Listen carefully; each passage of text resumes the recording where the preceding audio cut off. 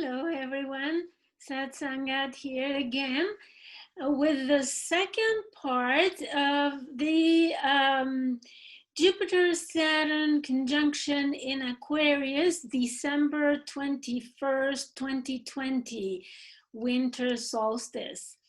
And today, the part one, I explained about the event coinciding with the winter solstice. I explained how important of a new beginning that is. And I said that I would study and present the analysis of the chart, because this is not only the start point of the 20-year cycle that is starting in December, but it's also the start point of a 200-year cycle corresponding to the Jupiter-Saturn conjunction in air signs, which hasn't happened since the 1200s. At the time of the Renaissance, and I explained all about that in the first part, and I'll put the link below in the description box, so you can, if you're interested, learn more about the cycles, right? But today, what I'm going to do is just share my screen and read the chart, exactly the chart of the event, which is happening on December 21st, as I said, 2020. And let us get started by looking at the elements, right? There is a lot of fire and a lot of earth, right? There is this impulse, spiritual impulse, and there is also this practical element in the air, the elements. There's very little air, so there is little intellectual or involvement with information, knowledge, and intellectual activity, and very little emotional, even though it's very fiery. So it is enthusiastic, and it is very independent. But the most important thing here that I see is the cardinal quality.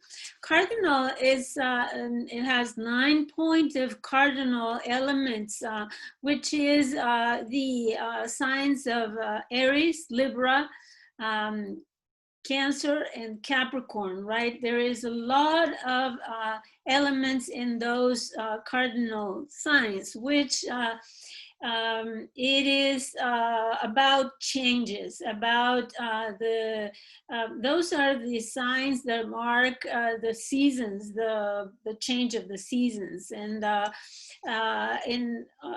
that's when 0 degree of Cancer and Capricorn. In this case, Capricorn, we have the sun as 0 degree because it corresponds to the winter solstice. So, as I said, cardinal is the element and the quality of change. And this is what we are expected with this chart. As I said, it's not only for the next 20 years, but for the next 200 years. And I refer you to my first part to learn more about that. So let's get started with the nodal axis, the north node in Gemini, south node in Sagittarius. So here we have a grand cross because we have Neptune in Pisces and Vesta, the asteroid Vesta that I have talked about before, in Virgo. And they both square the nodal axis. And this is a very, very important configuration because Neptune opposite Vesta in square to the nodal axis shows us that humanity as a whole is at a crossroads, and that's a no-brainer, right? Of course, the South Node in Sagittarius indicates that the old decadent belief systems, especially those related to societal, economic, political, and institutional structures, are now in the way out, right? And it's because Jupiter in Capricorn points, here we have Jupiter when it was in Capricorn, we were very limiting our beliefs to the establishment, to the status quo. Now it points to cultural and intellectual revolution of a belief system. And now the belief system will be based in society, in probably the expansion of social issues and of social structures, and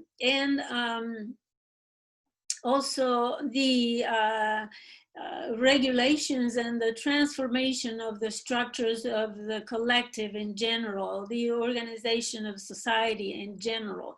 So remember that Jupiter was with the second half of 2020, it was conjunct Pluto 3 times. In fact, the first one I think was in April, and then the other two in the second half of the year.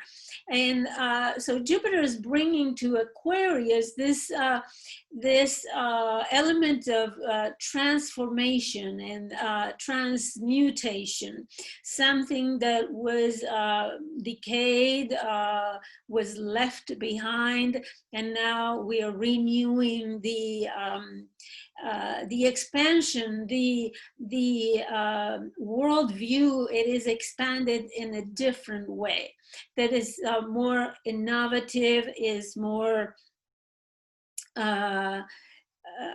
this is probably something futuristic, something that we have not seen before. And if you remember from the previous video in part 1, I talked about how this is the start of a kind of a neo-renaissance, right? Because the previous 200-year period of Jupiter and Saturn conjuncting in air signs lasted all during the Renaissance. So it means that it brings this new things that we haven't seen before. And so there are the spiritual, cultural, and religious traditions are in the revision and purging process in light of the collective awakening, right? With Neptune here, we have this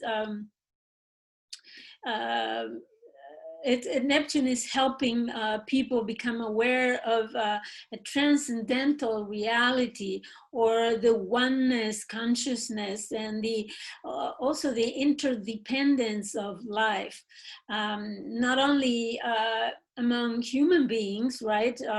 As we are learning through this pandemic that everything that we do affects other people, but also everything that humans are doing affect the rest of the ecological system. So Neptune in Pisces makes us aware of everything that is given to us for free and we have taken for granted. Namely the air, the water, prana, and the infinite cosmic harmony necessary for the sustenance of life, right? The prana, the fundamental energy, vital energy that we use in order to generate life, right? So this includes the ecological equilibrium, and we can say that nature is calling for our close attention. No wonder about that, because we can see the consequences of the human beings not paying attention to what nature is demanding. So far, with the Jupiter-Saturn conjunction in Earth signs, we have been focusing on just the material, using and abusing the material resources of the Earth, and forgetting that there is an equilibrium, there is a balance that should be respected. Otherwise, everything goes wacky, right? So the asteroid Vesta in Virgo represents the devoted consecration to work, service, improvement of health for the masses, right? Neptune in Pisces, the masses. And we will see more probably hygiene issues and health safety protocols to protect society around the world. And since Vesta is also associated and correlates to sexual devotion as well, there will be a massive tendency to avoid sexual contact and fear of contamination, you know, as it happened in the AIDS epidemics of the 80s. If you remember, if you were alive those days, there may be an obsessive focus on pollution, imperfection, right? Virgo, Vesta and Virgo, both imperfection, physical and moral. We will see also universal compassionate service of people willing to sacrifice the most intimate aspects of life to commune with all, right? Pisces. People's mind is now invested in material, practical, and transcendental matters that affect humanity as a collective, right? And how we manage and how we use those resources in a way that we can keep harmony in the ecosystem. So Mercury, the ruler of Virgo, entering the winter solstice with the sun in Capricorn here, indicates a high level of responsibility and maturity, right, Capricorn, required in the engagement of everything mercurial or Mercurian represents in the process, we become responsible analyzing what we think about, gathering information, scrutinizing communications, and also concentrating on finding the structures of health, right? Investigating and analyzing health matters, like studying methodically and finding the structures and the correspondences between health and the environment, for example. And also it will be, our mind will also, and our thinking and the information will be focused on healthcare issues, right, for society, and also healthcare services, providers. So this Mercury, even though it is invisible here, it is, I think it's associated with the sun. It talks about the authorities needing to be more analytical and having a more structured mind, respecting probably more the logical things, intellectual knowledge, and so on. So yeah, Mercury there is a very structured mind. It is, as I said, it is focused in learning, but learning in a structured way, putting things in their place, organizing the knowledge that we need in order to provide service or healthcare to society. And then we have the North Node in Gemini, right? Ruled as well by this Mercury here. And so the North Node is pointing to the need to create a new social contract. To the need of not only being formed, but also using the knowledge to create the society of the future. So this is supported by Mercury with the Sun in Capricorn. As Mercury represents the mind and everything that is related to our relationship with the environment. And Sun is the creator, right? Sun is the boss, and Capricorn are the structures of society.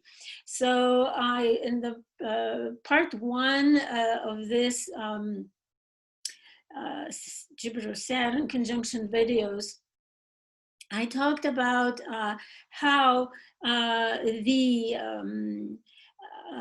in the 1200s, as soon as Jupiter and Saturn started conjoining in air signs, there was the Magna Carta, right, in England.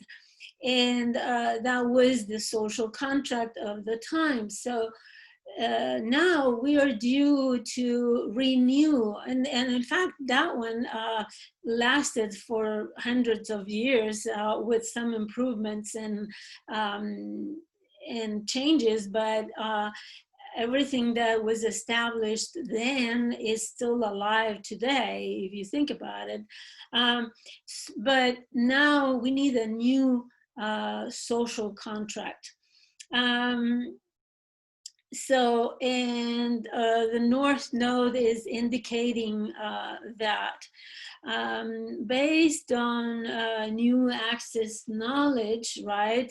Gemini, accessing and looking for more knowledge and data, people turn to the facts in order to base their belief system in the ever new data, right? Because we have the South Node here in Sagittarius, leaving behind the belief systems that are no longer current or useful. They're obsolete because they are not based on the newfound information. For example, we no longer have a solar system with 7 planets. Now there are 13 discovered so far, and a couple of them very recently. So there is a new consciousness brought to our awareness with the discovery of those planets and what they symbolize. So there's no universe. It has been demonstrated that there is in fact a multiverse. The center of the galaxy, for example, is a black hole. If God is a creator, then God is a black hole, right? Because that's where everything comes from. So most probably. So scientific data may be the reason why people move away from organized religions and based on personal God, for example, because scientific findings have demonstrated different cosmic organization, right? So now I will talk about the chronocraters, which are Jupiter and Saturn, and why they are called chronocraters. That word means time lords. It means that every time they join, they are creating a new order. And this includes the development of ideals, principles, morals, applied to the practical organization of society, business, politics, finances, and professional activity. So they create the structures for a serious long-term world vision or order. So the growth and expansion of human activity is rooted in a well-planned system. In Aquarius, this new world order is based on egalitarian social principles for the betterment of the community life and the interaction and exchange between different groups of people in a harmonious way or in a functional way. So the changes may require a revolution of values, both financial and moral. Since Uranus, ruler of Aquarius, is in Taurus, those values will strongly lie on the natural resources, right? Taurus is everything that ensure, for example, the sustenance of life and the importance of caring for Mother Earth, right? Taurus is the Earth. Those values will support the ecological equilibrium. The management of economic human activity will play a major role in the organizational structures of society. So, because Uranus is in Taurus. And this conjunction defines Jupiter-Saturn, defines new trends in everything related to human social activity, like education, business, trade, politics, service administration, public relations, communication, and responsibilities related to government institutions as well, or any other organization that provides services to the masses. Networks and social interdependence will be highlighted in human activity, providing for a different kind of social dynamics. So we already had a taste of it when Saturn entered Aquarius earlier in the year for a couple of months, and physical distancing was adopted to prevent the spread of the illness. It'll be important to consider that whatever social actions one person or group takes affects the rest of the society. So this is a clear definition of social networking and interdependence. So remember, Aquarius is the sign of networking, right? Is if you imagine the net, it has knots that connect everything to everything. Aquarius is associated with the nervous system in the body, for example, with the skin, which doesn't have a centered engine, right? But is it's interdependent. Whatever happens in one place affects the rest of it. And talking about the ruler of Aquarius, right, which is the ruler of this conjunction, we have Uranus in Taurus not alone. He is with Lilith, black moon Lilith.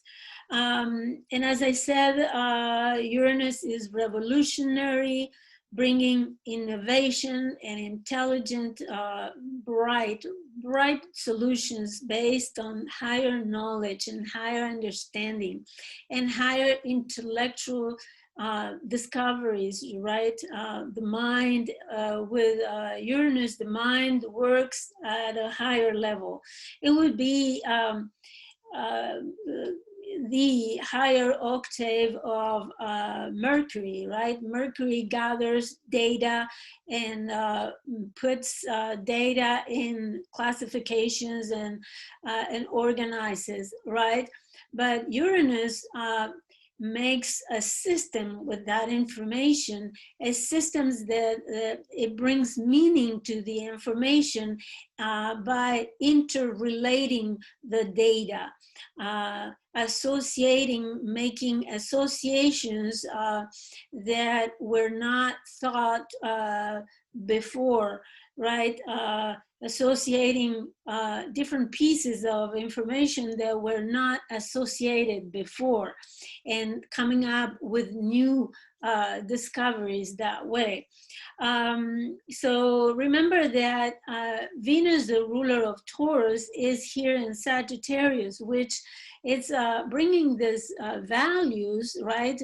Uranus's values to be widespread, worldwide.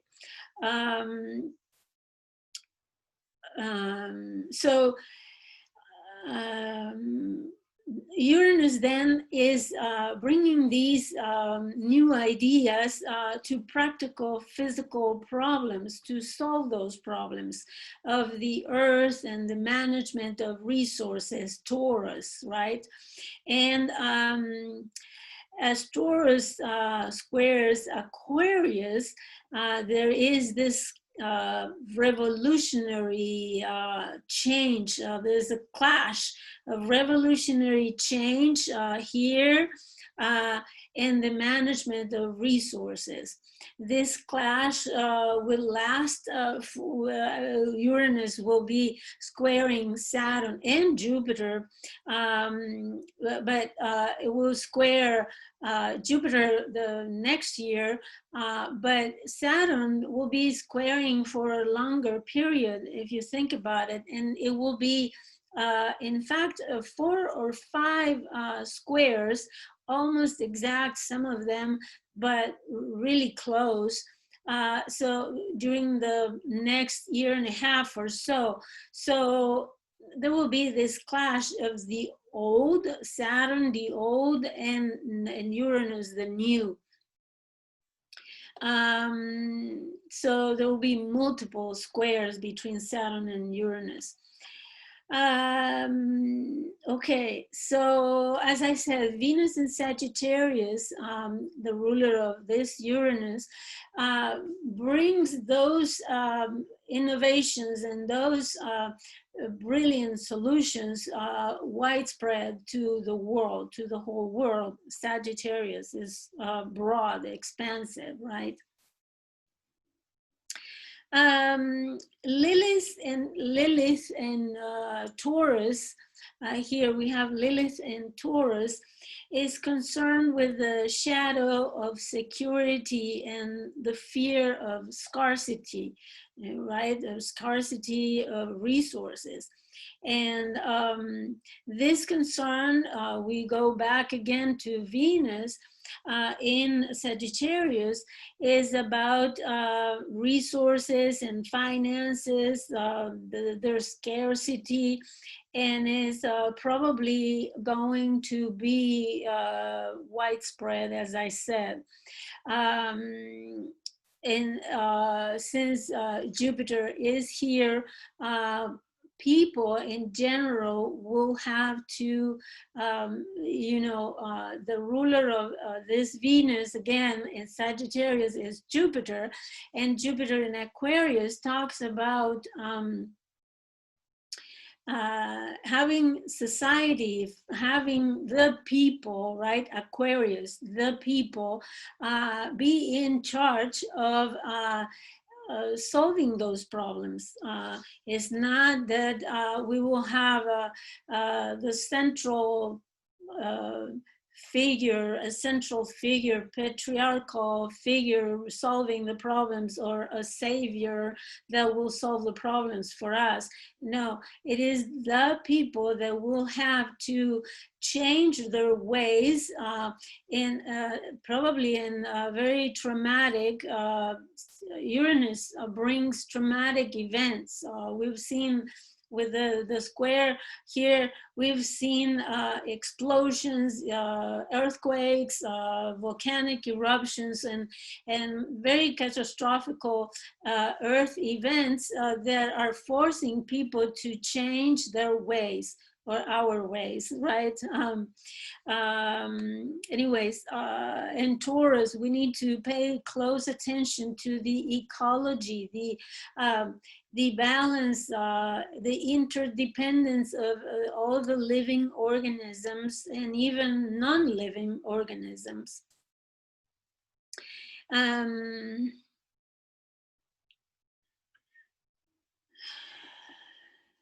So people are now thinking about how safe and secure they may be in face of those environmental problems. Their level of comfort is altered, and many have problems having enough to feel safe. People may start not only storing food, but also hoarding to ensure their survival and calm their insecurities. So because Black Moon Lilith is the shadow piece of this ecological upheaval. Reading Laura Walker's book on Black Moon Lilith, she says about her conjunction with Uranus.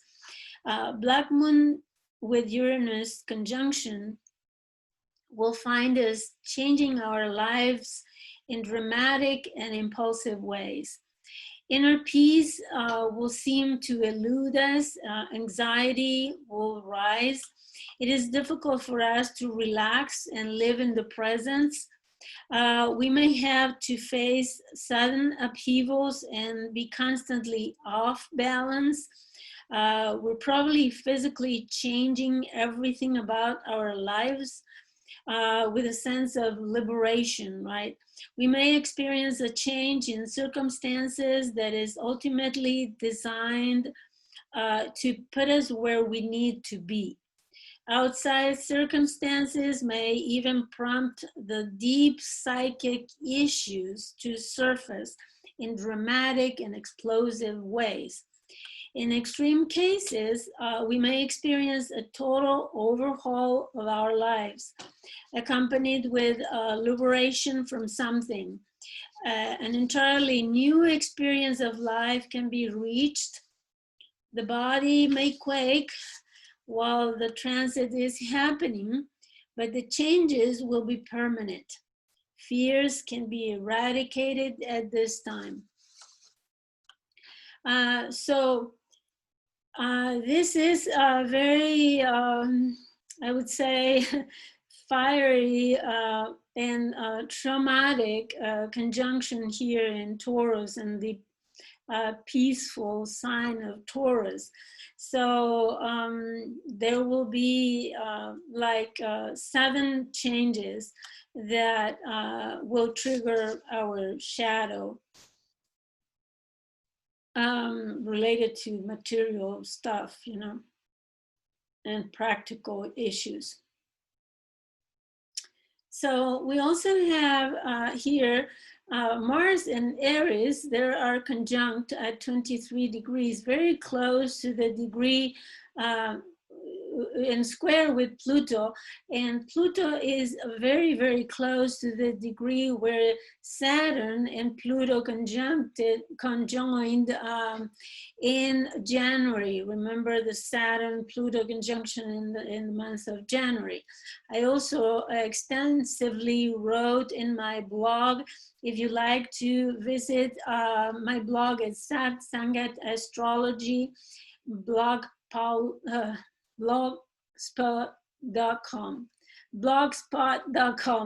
I will put the link in the description box below if you like to read about the Saturn-Pluto conjunction that happened in January. So, and this is important because Mars and Aries squaring Pluto here, they are the 3 of them are activating that that point and reactivating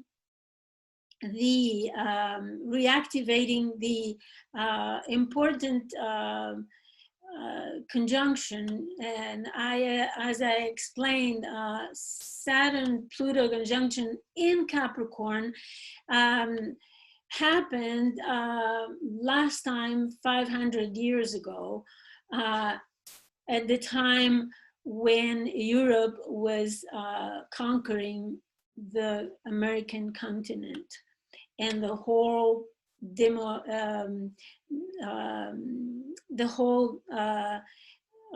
division, the whole distribution of power changed forever the world, the face of the earth, the world.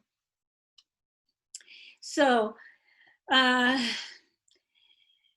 the power struggles will continue with this square Mars and Eris, with Pluto, impulsive actions for independence, Aries, and to defend the right to exist individually or for identity groups like minorities of any kind, migrants, etc.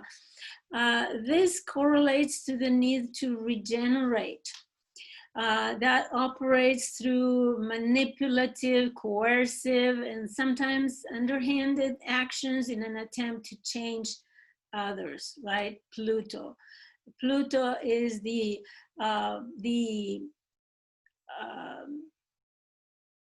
excessive power of the government institutions. We have already seen the rise of authoritarian governments around the world. So this square is very potent, and as I said, it marks this chart will have an effect on the next 20 years. So this will be an energy that will be present throughout. So this 20 years will be kind of a transitional period of neo-Renaissance. And in order to access the rebirth, as I said in the previous video, marked by the winter solstice, we will probably go through destruction before we rebuild. So with Mars in Aries and together with Aries, with Eris, People show their anger through generalized aggressive behavior, protests, and even violence. One sector by another, mainly of the people by the government, right? So when their concerns are not heard, it could mean overpowering, domination, and subjugation of one part of society over another. Mainly, the governments will be will try, or at least try to overpower people. So this is an all or nothing dynamic where something has to give or else. So really this square is super powerful.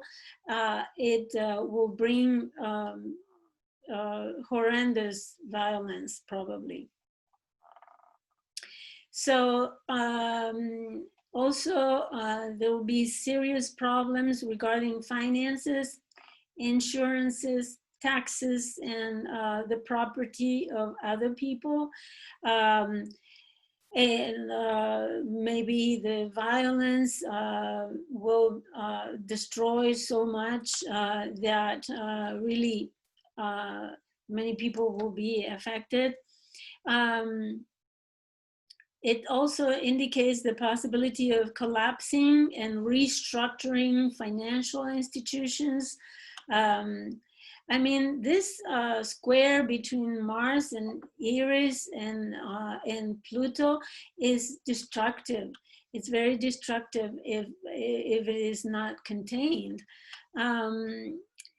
So this energy is so powerful that it could bring military intervention, crimes and violence are not discounted. There are dangerous times when criminal activity may increase, or it could be natural disasters of great power that can force people to change, natural catastrophes like volcanic eruptions that may be massive, or serious environmental pollution. Also, Pluto is very serious environmental pollution, like chemical, radioactive, and even atomic. So atomic disasters, as I said, volcanic eruptions, ecological catastrophes, earthquakes may even completely change the geography, the surface of the earth.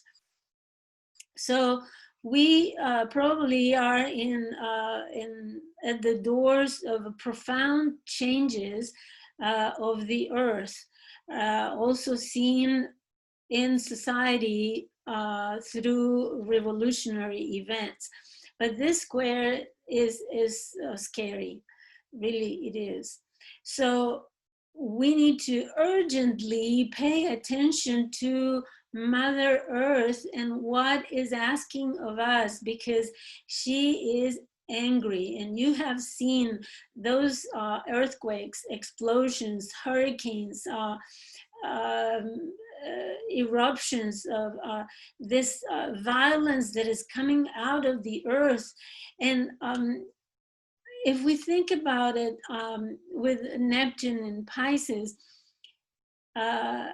everything that is reflected in the physical world, it's also in the spiritual world. So it is, everything is one. So whatever it's showing up materially and tangibly, it is also inside of the spirit.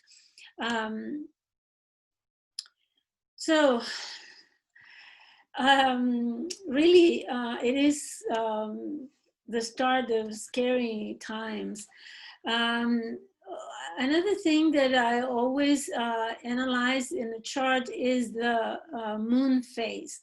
And here we have the first quarter square. It is a waxing square to the sun, right? We have barely 4 degrees shy of the waxing square. It indicates the crisis in action moon phase. So it also indicates the cardinal energy, right? The time of changes. So as you see, there is a lot of indications and archetypes of change and transformation, and sometimes drastic change, radical change, because of this cardinal energy is drastic and is cutting, right? Moon in Pisces indicates the collective and conscious, and the compassionate work at a global scale. This quarter moon symbolically refers back to the new moon in Capricorn, right? Because it comes from Capricorn, right? And the new moon in Capricorn happened in December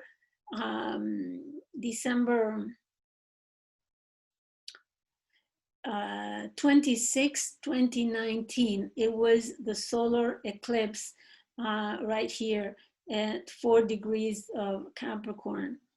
And that eclipse was the one that started the 2020 transmutation of humanity through everything that happened afterwards, right? So this eclipse belongs to the Saros family, eclipse family number 132. This Saros family started in 1206, right at the end of the Middle Ages. And during the last Jupiter-Saturn conjunction in Taurus, Earth sign, before their conjunction started in air signs, which happened in 1226. And 1226 was the year of the Magna Carta. So this eclipse is very significant for that reason, but also for something else. Because of the religious belief systems back then, the world was divided in East and West with powerful tensions, if you remember, which we see similarly now. So now it's not so much about opposing or clashing religions, even though many sectors argue that they are branding the religious standards. It's more economical, right? It has always been economical, but nowadays we don't say, let's go on a crusade to spread my religion, right? Except for some religions, but in general, the clash and the opposition between East and West is mainly a fight for resources, right? So that is another factor to consider in the development of today and in the context of this year's Jupiter-Saturn conjunction in Aquarius. So this moon phase, as I said, is the waxing square, and squares are an aspect of formation, giving form, changing something and giving form. So, and this is a radical change also. First quarter square is always, as I said, the crisis in action, when something has to be done. It's not that we have the choice, we have to do it. We also have the sun waning square to Chiron And this is symbolic or a passing review to our human condition vulnerability. I refer you to my blog posts about Chiron and Aries, but in a nutshell, we as a collective are at a crossroad of survival as a species. The last quarter square is the phase of assimilation, integration of this understanding, when we are to take stock of the vulnerable reality we've created with our behaviors, as I said before, and we have to choose healing now. We don't have a choice. We need to heal. We need to choose healing. We need to choose we need to change our behavior in order to protect our vulnerable condition. Human beings are susceptible to diseases, and we need to recognize that our actions have been producing the situation we're living in. So we need to change our behavior in order to help in this healing.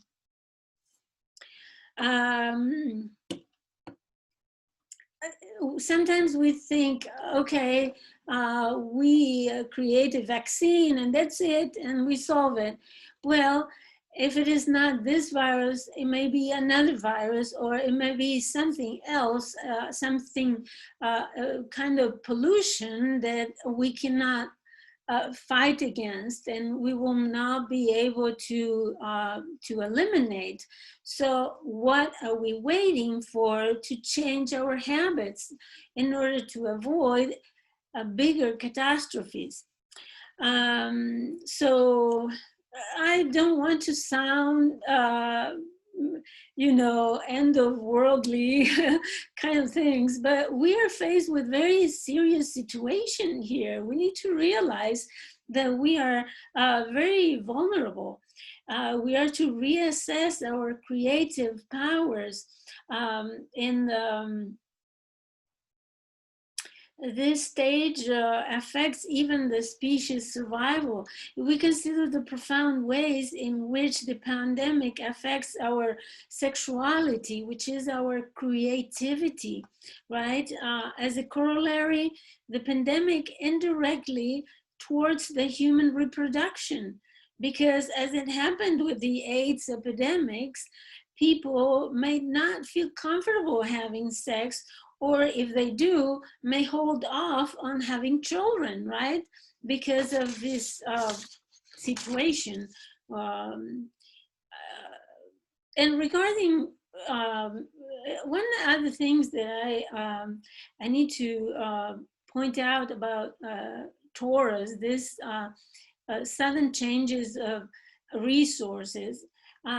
We have seen changes in the chain of distribution of food that has been interrupted in many places.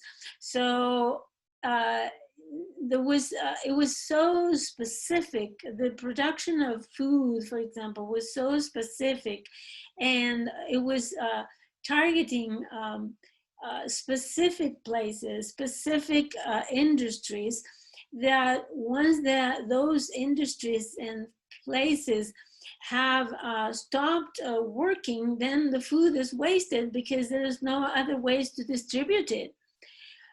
So that's another thing that we need to change in order to be able to have access to food.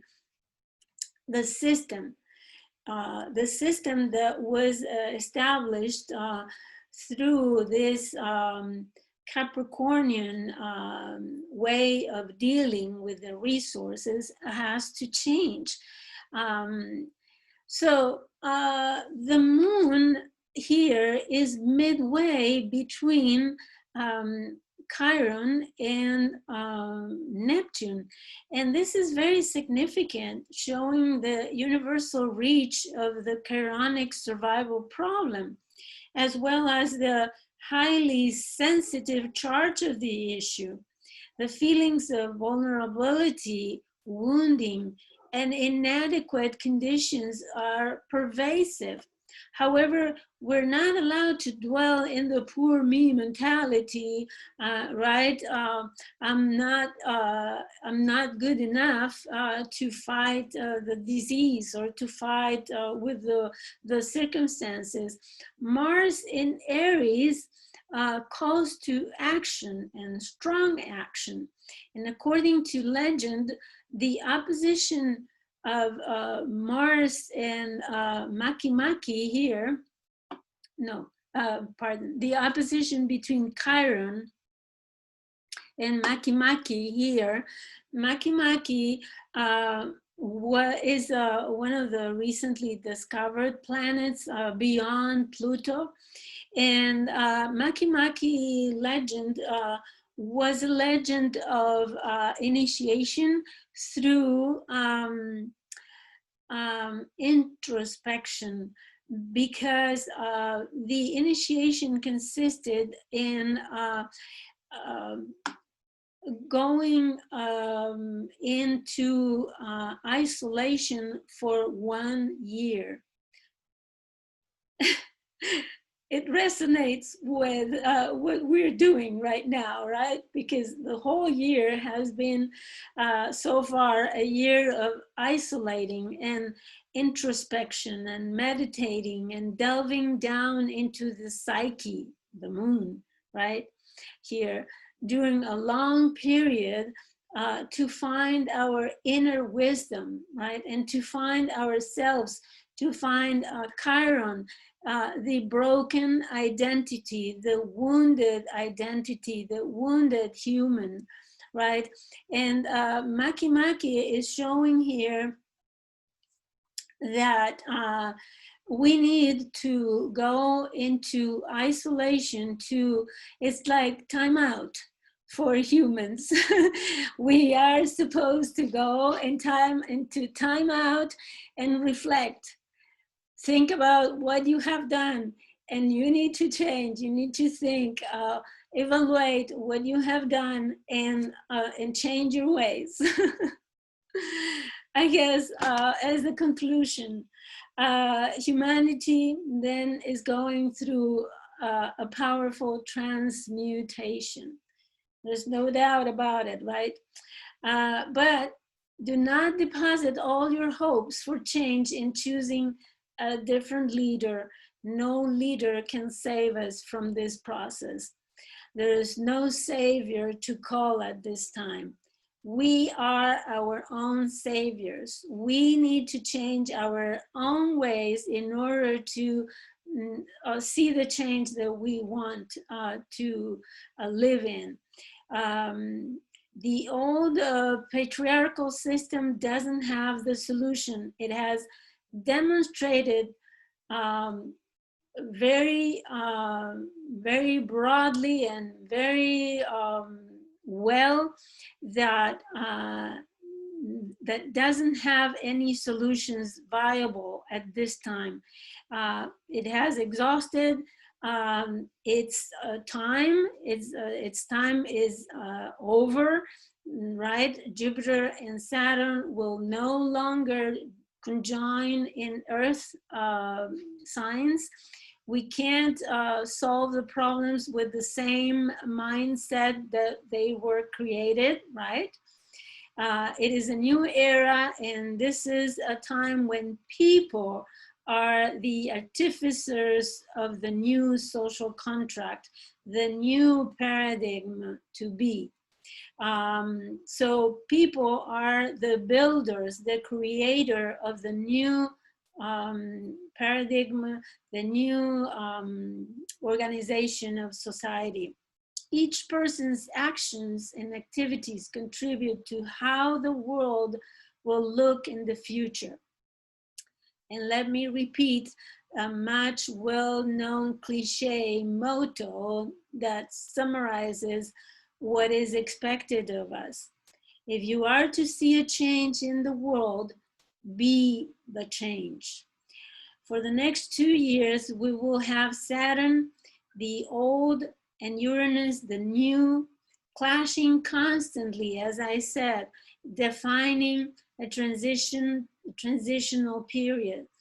Massive protests, revolution against authoritarian regimes, rebellion against restrictions of independence and the free speech and right to information will be everywhere. This signifies a profound rupture with the past. However, the most important revolution you can make is what you do in a daily basis, in your daily routines, in your daily habits, the choices you make every moment of your life. Where do you put your money? Where do you put your trash? What do you value? That's where you put your money. And make sure that you put your money in places that will preserve the earth, that will protect your life, and preserve life as an ecological system. Do you value honesty, integrity, peace? Are you invested in honesty, integrity, and peace? Do you practice what you say you value and believe in? We are called to grow up, become independent adults without needing an authority figure to tell us what to do. We need to become autonomous and interdependent at the same time. We depend on each other, and we are vastly being shown that wherever we do affects everything else, everybody else. So I hope this message of mine helps you to reflect on your own life. If you believe that some leader will be the one changing something, you are the leader. You are the leader of your own life, and you are the leader of the future. You are the leader of the life that is coming. It's whatever you do that will contribute to the changes in society. So I hope this message inspires you and leaves you with an optimistic and enthusiastic will to break the barriers of the status quo and change something. It doesn't need to be a violent protest, a violent change, or killing other people. We don't need to do that. We need to do the change inside and in our actions every day. Okay, enough for a sermon. But thank you so much for watching. And if you feel inspired, please subscribe to the channel, comment, share my videos, and I am always available also for personal readings. You may be curious about what does Jupiter-Saturn conjunction in Aquarius mean for your personal life? And I may make another video about how this will affect every rising sign. Not sure. If I have time, I can do it. If not, just contact me and I can do a quick reading for you. All the information will be in the description below, and I hope to and look forward to seeing you there. Bye-bye. Thank you so much.